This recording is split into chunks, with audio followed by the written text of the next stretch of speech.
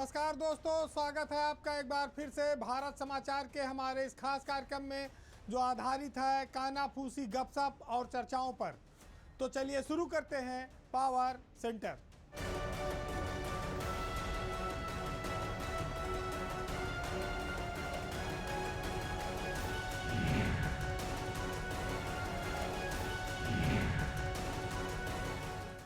शुरुआत आज एक ऐसी स्कीम से होनी है जो उत्तर प्रदेश के गांव-गांव में लोगों को जागरूक करने वाली है, लेकिन स्कीम तो बनी, वो धरातल पर नहीं उतर पाई। बात उत्तर प्रदेश में पंचायती राज विभाग द्वारा एक डिजिटल लाइब्रेरी योजना की जो शुरुआत की गई है, उसमें जो लाल फीताशाही चल रही है, जो शासनादेशों की उलझन है और जेम पोर्टल का चक्कर है, उसके चलते यह योजना अब धरातल पर उतर नहीं पा रही है। या आप ये कह सकते हैं कि एक तरह से यह सफ़ेद हाथी के तौर पर साबित हो रही है। जिस उद्देश्य से ये योजना बनाई गई थी वो अभी तक पूरा नहीं हो पाया है। भारत की सरकार ने एक योजना दी कि हम गाँव को डिजिटल लाइब्रेरी बनाएंगे, इसके लिए राज्यों को पैसे दिए गए और उस डिजिटल लाइब्रेरी के खोलने का मकसद ये था कि बच्चे पढ़ें, कंप्यूटर का ज्ञान लें, पुस्तकों का ज्ञान लें और उनको अच्छी सुविधाएं और फर्नीचर एक जगह पे ग्राम पंचायत सचिवालय में मिले। लेकिन ये डिजिटल लाइब्रेरी खोलने में अभी तक सिर्फ खेल ही खेल दिखाई दे रहा है। ऐलान 2 साल पहले हो गया था और 2 साल से प्रक्रिया चल रही है, लेकिन ना तो कंप्यूटर खरीदे गए, ना फर्नीचर खरीदे गए और ना ही अभी तक किताबें खरीदी गई। इसके लिए प्रत्येक ग्राम पंचायत को 4,60,000 रुपया दिया गया है, जिसमें कंप्यूटर की जो सामग्री है यूपी डिस्को को देना है और किताब एनबीटी को देना है, नेशनल बुक ट्रस्ट को देना है। इसमें अनिवार्य किया गया है। बाकी आधी किताबें जिला क्रय समिति तय करेगी, वो निजी प्रकाशकों से लेगी, प्राइवेट संस्थाओं से लेगी, किससे लेगी वो लेगी। लेकिन सारे सरकारी खरीद आज के ज़माने में जब से जेम पोर्टल पर हुए हैं तब से बहुत सारी सुविधाएं तो मिली, लेकिन उसके साथ साथ बहुत सारी समस्याएं भी खड़ी हुई। पहली बात यह है कि एनबीटी नेशनल बुक ट्रस्ट एक ऐसी संस्था है जो पूरे प्रदेश में 200-300 करोड़ के काम किताब खरीद के लिए हुए हैं, लेकिन एक किताब सप्लाई नहीं कर पा रही है। और उसकी हालत यह भी है कि आने वाले 1-2 साल तक भी वो सप्लाई नहीं कर पाएगी। तो आप सोचिए कि ऐसी योजना किस काम की जो 9 दिन चले 2.5 कोस। तो ये इतनी सुस्त चाल से चल रही है व्यवस्था। और ये वही एनबीटी है, नेशनल बुक ट्रस्ट, जो उत्तर प्रदेश के शिक्षा विभाग में भी किताबों की सप्लाई करता है और वहाँ ऑर्डर मिलने के बाद 1-1 साल हो गया किताब नहीं सप्लाई कर पाया है। तो वो यहाँ पंचायतों में करोड़ों अरबों की किताबें कैसे सप्लाई कर पाएगा, ये भी अपने आप में एक बहुत बड़ा सवाल है। लेकिन अब जेम पोर्टल को सबसे ईमानदार पोर्टल माना गया है, जबकि उत्तर प्रदेश सरकार के वित्तीय नियम ये कहते हैं कि किताबों की खरीद जेम पोर्टल से नहीं होगी, वो इनसे अलग रखे जाएंगे। लेकिन पंचायती राज विभाग के जो शासनादेश है उसमें इतनी कमियां हैं कि उसकी वजह से उत्तर प्रदेश के एक भी ज़िले में एक भी ना तो टेंडर हुआ, ना डिजिटल लाइब्रेरी बन पा रही है। प्रमुख सचिव हैं अनिल कुमार, निदेशक हैं अमित कुमार सिंह और मंत्री को तो आप जानते ही हैं कि पंचायती राज मंत्री हैं ओम प्रकाश राजभर। उत्तर प्रदेश के 75 जिलों में यह योजना 1 भी इंच आगे नहीं बढ़ पाई है, जिसकी सबसे बड़ी कमी यही है कि उसमें ऐसे ऐसे शर्तें डाली गई हैं जो आसान नहीं है पूरा कर पाना। शायद खाली योजनाओं को चुनावी मंच से ऐलान किया जाता है, धरातल पर उतारने में बहुत सारी ऐसी स्थितियां पैदा कर दी जाती हैं कि योजना का ऐलान कर दो, पैसा भी दिखाओ में दे दो, लेकिन योजना आगे चल ना पावे, लटकी रहा है और एक टाइम ऐसा आएगा कि वो पैसा लैप्स होकर वापस चला जाएगा। तो माल कुछ और है, लेबल कुछ और है, हकीकत कुछ और है, फसाना कुछ और है। तो ये उत्तर प्रदेश के युवाओं को पढ़ा लिखा कर रोजगार परक बनाने की योजना अब कहा जाए तो लाल फीताशाही, नौकरशाही, शासनादेश की भेंट चढ़ चुकी है।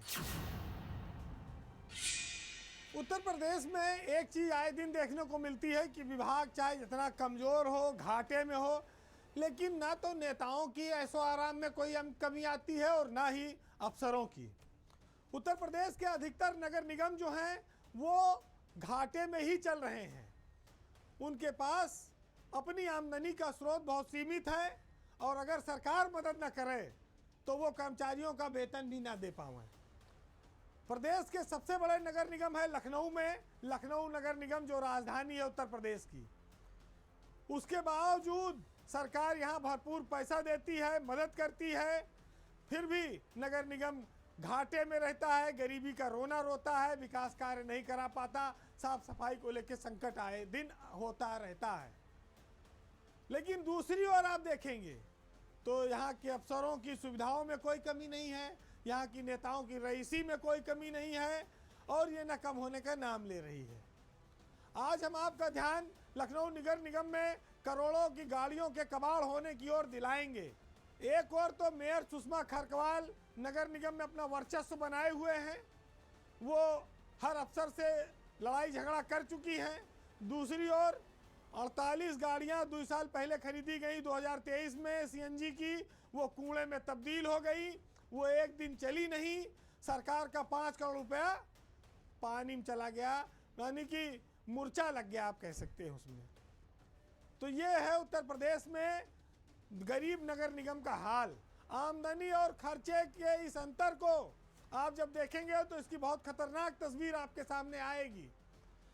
फिर भी गरीबी में भी सरकार ने मदद की, 48 गाड़ियां खरीदवाई, उन गाड़ियों को लोगों ने कबाड़ में तब्दील कर दिया, उनको चलने नहीं दिया, क्योंकि डीजल वाली जो गाड़ियां चलती हैं उसमें डीजल भी चोरी होता है और अफसरों की आमदनी भी होती है। भले लखनऊ में कूड़ा उठाने के लिए गाड़ियां कम पड़ जाएं, लेकिन नई खरीदी गाड़ियों को वर्कशॉप से नहीं निकाला गया और ये गाड़ियां वाहनों की कमी का हवाला देकर ही खरीदी गई थी कि साहब गाड़ियां नहीं है इसलिए कूड़ा उठाने में बड़ी समस्या आती है। सरकार का पैसा था, 5 करोड़ रुपया मिला, गाड़ी खरीद ली गई, लेकिन जब खरीद ली गई तो 2 साल से फिर वो निकली ही नहीं स्टोर से, वर्कशॉप में पड़ी है आरआर के गोमती नगर में और वहाँ खड़े खड़े वो कबाड़ में तब्दील हो गई। आज भी वो गाड़ियाँ खड़ी हैं, कईयों तो फूल माला भी चढ़ा हुआ है अभी तक। तो नगर निगम में हर साल 28 करोड़ रुपया का डीजल खरीदा जाता है। इस बार सरकार ने 33 करोड़ रुपया का बजट पास किया है नगर निगम सदन ने। 33 करोड़ रुपया में डीजल खरीदा जाएगा तो स्वाभाविक है, और सीएनजी गाड़ी में डीजल तो लगता नहीं, बिजली भी लगती है, कहीं उसमें बैटरी से चल जाएगा, तो उसमें आमदनी और चोरी इन सब की व्यवस्था खत्म हो जाएगी, कमीशन खोरी की। तो इसलिए इन गाड़ियों को चलने ही ना दो सीएनजी को, और डीजल गाड़ियां चलती रहें, सबकी जेब में गर्माहट बनी रहे। तो आप सोच लीजिए कि जिस नगर निगम में वेतन के लाले हो वहाँ खजाने की सफाई के कितने सारे रूप हैं, कितने सारे तरीके और हथकंडे हैं। तो नगर निगम लोग कहते हैं कि साहब एक सड़क बनी रही थी उसे दोबारा बना देते हैं, एक नाली बनी रही थी उसे दोबारा बना। तो ये खेल तो बड़ा समय से चल रहा है, कभी कभी उभरता है, कभी कभी कुछ कार्रवाई होती है, नहीं तो फिर मामला ठंडे बस्ते में चला जाता है। फिर वही सरकार के सामने रोना, साहब हमारे पास तो पैसा नहीं, नगर निगम तो विकास कार्य कैसे कराए। तो झक मार के सरकार को फिर देना पड़ता है। पेट भरने वाले हर साल अपना भर रहे हैं, कमीशन खोरी जारी है, डीजल चोरी जारी है, नए नए सामान कबाड़ में तब्दील होते हैं। अब खबर राम नगरी से। राम तेरी महिमा न्यारी। राम की नगरी अयोध्या ने बीजेपी को पूरे देश में बड़ी प्रसिद्धि दिलाई। भाजपा आज जिस ऊंचाई पर है, हम ये कह सकते हैं कि वह राम मंदिर आंदोलन की वजह से है। अयोध्या और राम मंदिर ने उसे दिल्ली की सत्ता तक पहुंचाया है। लेकिन मंदिर निर्माण के बावजूद 2024 के लोकसभा चुनाव में बीजेपी अयोध्या से चुनाव हार गई। वैसे हार के बाद लोग सबक लेते हैं, उसने भी लिया होगा, लेकिन बीजेपी में धर्मनगरी में इस बार उस सबक के इतर नेताओं की गुटबाजी फिर देखने को मिल रही है। ये कह सकते हैं कि भाजपा अयोध्या में भयंकर गुटबाजी में फंसी हुई है। अभी उसके सामने विधानसभा का चुनाव है, उसके पहले एक नया धर्म संकट भी आ गया है। ये मामला अयोध्या जिले के दो बाहुबली दबंग छवि के नेताओं से जुड़ा हुआ है और उनके बीच जो जोर आजमाइश चल रही है उसको लेकर है। मामला गोसाईगंज विधानसभा सीट की टिकट का है। माफिया कहिए, दबंग कहिए, जिस छवि में स्वीकार करना चाहिए आप करिए, यहाँ पर दो नेताओं का जो टसन है उसने बीजेपी को चिंता में डाल रखा है। प्रदेश में गोसाईगंज विधानसभा एक ऐसी सीट बनी है जहाँ पर सरदार पटेल के नाम पर 2 बार एकता यात्राएं निकाली गई और प्रदेश नेतृत्व को दोनों में जाना पड़ा। तो आप सोचिए कि पार्टी को कितना दबाव में है कि एक विधानसभा में विधायक हैं, उसी में इस समय वर्तमान में अभय सिंह, वो पहले समाजवादी पार्टी से थे, वहाँ जीते थे, फिर राज्यसभा में पार्टी छोड़ के भाजपा को वोट दे दिया, तब से बीजेपी कार्यक्रम में आने जाने लगे। उनकी यात्रा निकली, उसमें भूपेंद्र चौधरी गए। पूर्व विधायक हैं खब्बू तिवारी, उसी विधानसभा सीट से हारे और वो भी एक यात्रा निकाले, फिर उसमें भी बीजेपी के प्रदेश अध्यक्ष गए। तो ये मामला बिगड़ा क्यों? दोनों को संतुलन साधने में बीजेपी लगी हुई है। दोनों नेताओं की छवि माफिया, दबंग और बाहुबली की है। अब सोचिए, एक विधानसभा में 2 बार नेता यात्रा निकाल रहे हैं और दोनों बार प्रदेश नेतृत्व को दोनों को सेट करने के लिए जाना पड़ रहा है। सरदार पटेल की जयंती बीजेपी के लिए गोसाईगंज में एक परीक्षा की घड़ी बन गई। 10 नवंबर को अभय सिंह जो विधायक हैं गोसाईगंज से, उन्होंने अपनी यात्रा निकाली। वहाँ उन्होंने प्रदेश अध्यक्ष को बुलाकर अपनी ताकत का एहसार कराया। फिर 20 नवंबर को 10 दिन बाद खब्बू तिवारी ने भी एक यात्रा निकाली और फिर उसमें प्रदेश अध्यक्ष को बुलाकर उन्होंने भी क्षेत्र में अपने लोगों को एहसास कराया कि हमारी भाजपा में अभी पकड़ बनी हुई है और विधानसभा चुनाव भी दूर है। दूसरी ओर प्रदेश नेतृत्व इसे संतुलन साधने की कला बताता है, लेकिन वो ये भी जानता है कि टिकट दोनों में से किसी एक को ही मिलेगी और जब एक को मिलेगी तो दूसरा नाराज होगा। और दोनों इस तैयारी में है कि चुनाव तो लड़ना है, हर हाल में लड़ना है। ऐसे में दल बदल होगा, नाराजगी होगी कि उनको मनाया जाएगा, कोई और पद दिया जाएगा। ये सब अभी जब विधानसभा का चुनाव निकट आएगा तो और स्थिति स्पष्ट होगी। लेकिन तालमेल बिठाने की एक बड़ी चुनौती भाजपा के सामने अयोध्या में आ गई है। उस जगह पर आ गई है जहां पर वो लोकसभा चुनाव हार गई। राम मंदिर का उद्घाटन करने के बाद अब अगर विधानसभा के चुनाव में भी अयोध्या में बीजेपी को हार मिली तो वो किस मुंह से हिंदुत्व का झंडा बुलंद करेगी? अभी तो वहां पर ध्वजारोहण कार्यक्रम में भी प्रधानमंत्री आए थे।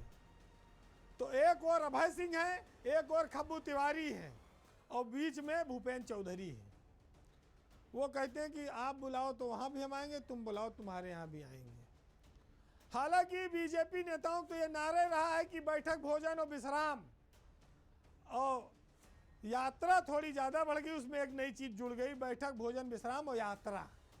तो यात्रा के बहाने नेता तो बिजी हैं, लेकिन प्रदेश नेतृत्व के माथे पर चिंता की लकीरें हैं और ये विधानसभा चुनाव तक अभी ये कंपटीशन और बढ़ेगा। तो जो लोग ये समझते हैं कि बीजेपी में बड़ा अनुशासन है, वो अयोध्या की इन दोनों यात्राओं को देख लें कि ये यात्राएं आखिर क्या गुल खिलाएंगी। अब बात एक बहुत चर्चित खबर की, क्योंकि उत्तर प्रदेश में इन दिनों राजनीति का जो माहौल है वो बहुत ज़्यादा गर्म है। वो एक व्यक्ति को लेकर, डिप्टी सीएम केशव प्रसाद मौर्य को लेकर।